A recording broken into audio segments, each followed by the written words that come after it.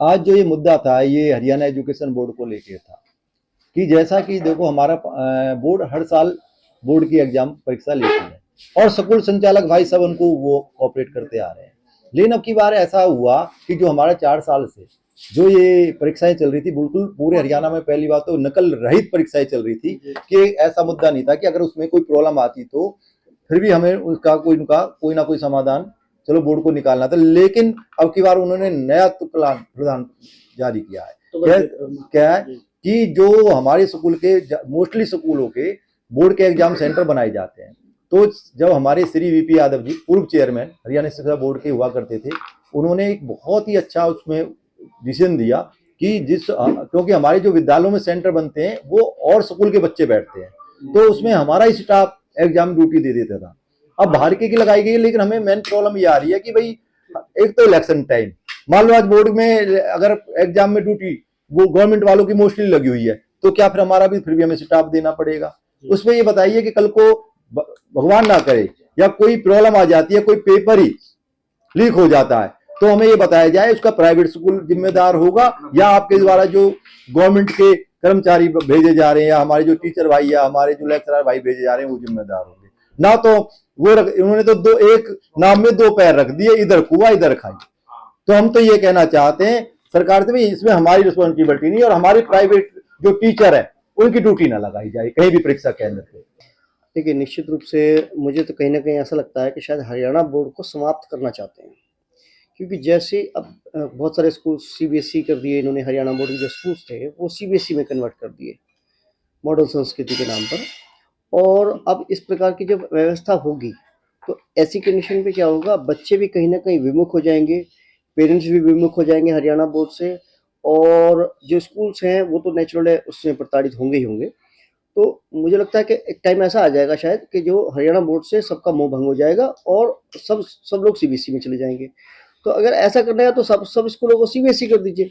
क्योंकि अगर आप सीबीएसई को कोई उठा करके करिकुलम को उठा करके आप इसको डिसीजन ले रहे हैं, तो जो व्यवस्था चल रही थी उसी के अकॉर्डिंग थी, तो उसको चलते चलते रहना देना चाहिए था, क्योंकि उसमें कोई भी अव्यवस्था नहीं फैल रही थी, कोई भी अनुशासनहीनता नहीं हो रही थी। तो अब ऐसी क्या जरूरत पड़ गई जो इसको करना पड़ा। तो हमारे यही रिक्वेस्ट है कि जो व्यवस्था पहले से चल रही थी उसको यथावत चलता रहना चाहिए। सेक्रेटरी साहब ने उन्होंने बताया, इसके अलावा कई व्यवस्थाएं हम देखने को मिल रही है। सेंटर बहुत दूर दूर डाले जा रहे हैं, 20-25 किलोमीटर। अब जैसे हमारे खुद का स्कूल का सेंटर है वो दिल्ली उसमें डाला गया है, स्टेट में। तो ये एक बड़ा मुद्दा है, क्योंकि जो नियम है वो 5 किलोमीटर के अंडर में डाला जाना चाहिए, और 20-25 किलोमीटर सेंटर डाले जा रहे हैं। अब बच्चे ऑलरेडी मतलब 10वीं क्लास के बच्चे पहली बार एग्जाम्स देते हैं, अब वो वैसी टेंशन में रहते हैं। इतनी दूर डालने का क्या औचित्य है, मतलब ये समझ में नहीं आता कि मतलब इतनी दूर सेंटर डालने का क्या औचित्य है। मतलब बोर्ड क्या चाह रहा है, मतलब क्यों इतनी दूर डालना चाह रहा है बच्चों को। मतलब समझ कि आसपास सरकारी स्कूल नहीं है या प्राइवेट स्कूल नहीं है, इतने सेंटर खाली पड़े हैं, तो 25 किलोमीटर मतलब तो एक इंटेंशन पे हमारे बार बार शक जा रहा है कि मतलब कि क्या इंटेंशन है इस तरह की सारी व्यवस्था को एट ए टाइम। दूसरा कोई भी चीज़ है उसको 2 महीने 3 महीने पहले नोटिस दिया चाहिए। वैसे तो ये सीबीएसई पैटर्न पे चलने की कोशिश कर रहे हैं, सरकारी स्कूलों को सीबीएसई में बना रहे हैं। पूरा सिस्टम जो पढ़ाई एजुकेशन है, पेपर है, उसी हिसाब से लिया जा रहा है। उसी हिसाब से इन्होंने ड्यूटी लगाई थी 2 साल उसमें। अब जो क्या है, पहले जैसे 5 सब्जेक्ट सीबीएसई में कंपलसरी होते हैं, हरियाणा बोर्ड ने वो कर दिए। एक सीसी के मार्क्स जो जोड़े जाते हैं वो इन्होंने वही कर दिए, सेम सिस्टम मतलब उन्होंने वो कर दिया। ड्यूटी उस तरह से फिर एट ए टाइम ये ड्यूटी वाला चेंज क्यों कर रहे हैं, तो समझ नहीं आ रहा। मतलब तो लोग पहले से ही इससे बोर्ड से नाराज रहते हैं, क्योंकि हाँ एट ए टाइम सारी चीज़ होती है। हरियाणा बोर्ड में क्या होता है, सिलेबस है, सब चीज़ें एट ए टाइम चेंज करते हैं।